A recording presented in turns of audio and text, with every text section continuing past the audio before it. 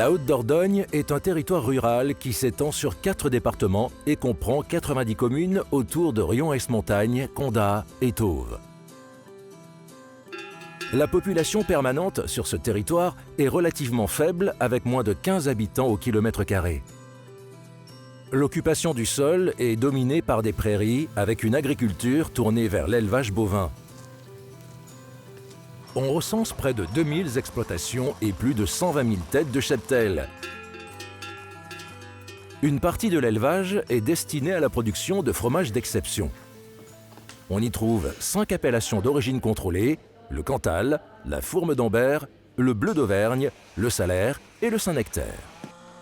Comme toute activité, l'élevage et la production fromagère ne sont pas sans impact et génèrent des rejets qu'il est nécessaire de prendre en compte pour maintenir la qualité des milieux naturels autour des exploitations. Ces exploitations laitières et fromagères entraînent la production d'effluents concentrés en matière organique polluante pour les milieux naturels, notamment par les teneurs en phosphore.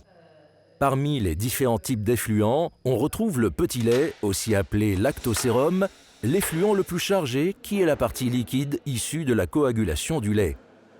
Il peut constituer un véritable atout pour l'alimentation animale, bovine ou porcine. En revanche, les mauvaises conditions de stockage et d'épandage peuvent générer d'importantes pollutions des eaux.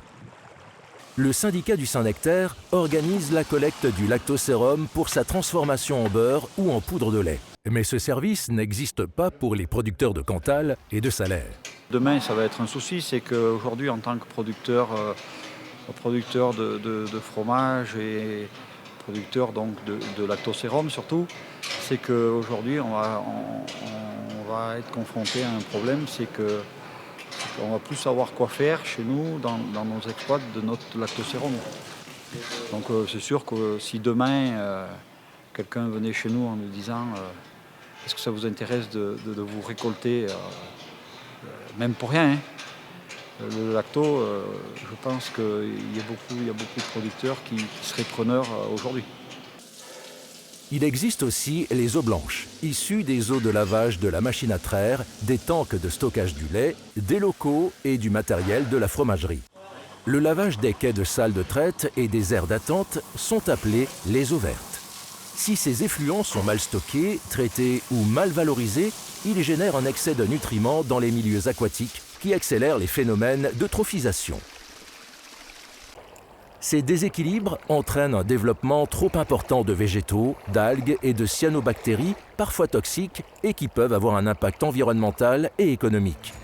La retenue de Bord-les-Orgues fait face à cette problématique d'eutrophisation depuis plusieurs dizaines d'années, et les activités aquatiques sont parfois limitées en raison des cyanobactéries.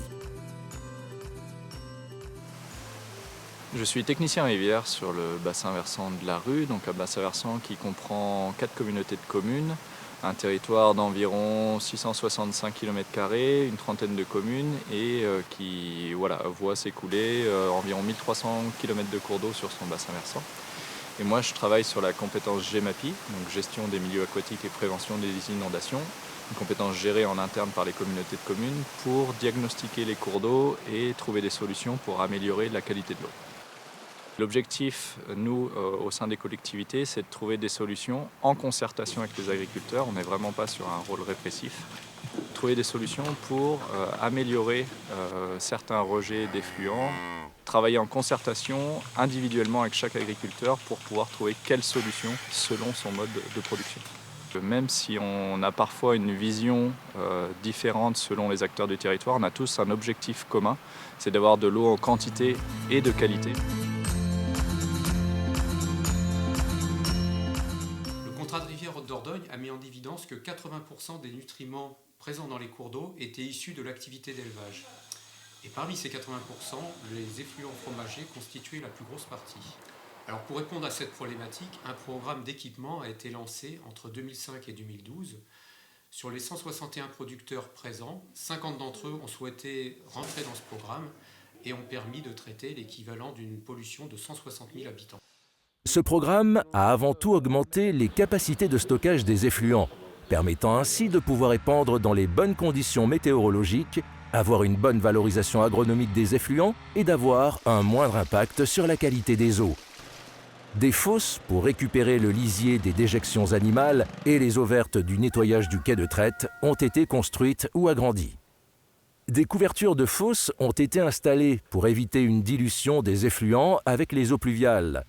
Cette réduction du volume de lisier permet une économie du temps alloué à l'épandage et apporte une meilleure qualité aux effluents qui deviennent un produit valorisable pour l'amendement des prairies. On avait une fosse à ciel ouvert. Ça veut dire qu'on récoltait toutes les eaux pluviales, les neiges, et on se rendait compte qu'on n'avait aucune valeur au niveau de notre lisier, aucune valeur, c'était que de l'eau. Donc les frais, des frais d'usure de pneus, de gasoil, ne tombaient pas sur nos pieds en fait. Dans un premier temps, on a monté un dossier pour avoir un SBR, pour épouler nos eaux blanches de la laiterie et nos eaux vertes de la salle de traite. Les eaux blanches peuvent être acheminées dans des citernes enterrées, communément appelées SBR, qui permettent leur traitement et leur rejet dans le milieu naturel. Ces solutions demandent cependant un suivi régulier, mais ont prouvé leur efficacité sur l'abattement des pollutions.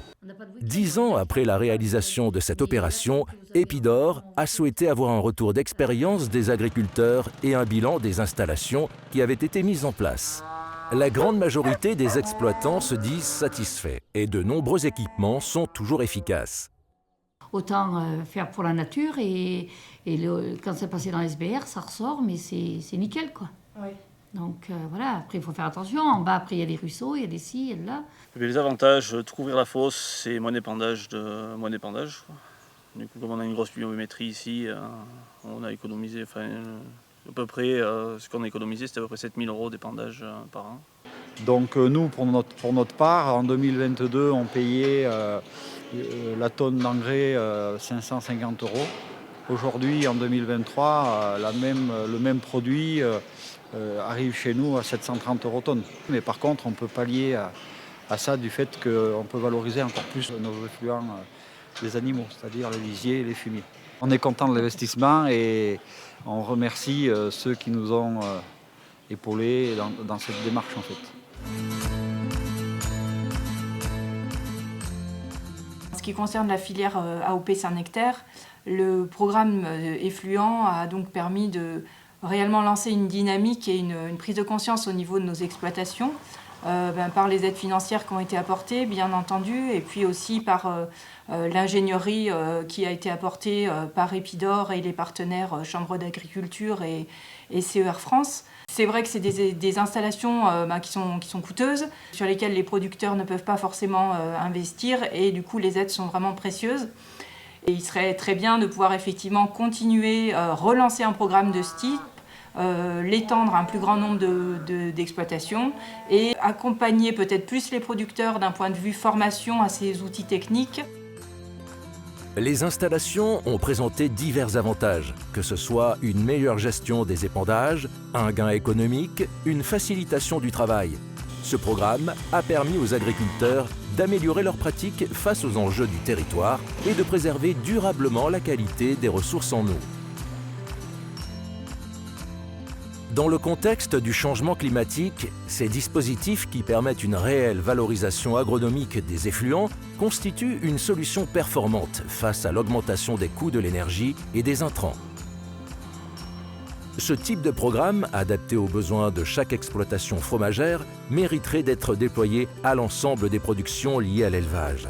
Ces aides sont d'autant plus pertinentes dans les bassins versants particulièrement sensibles à l'eutrophisation où des usages exigeants existent comme l'eau potable, la baignade ou justifiés par la présence d'espèces particulièrement vulnérables au changement de qualité des eaux. Aujourd'hui, il devient indispensable de préserver les services rendus par les cours d'eau.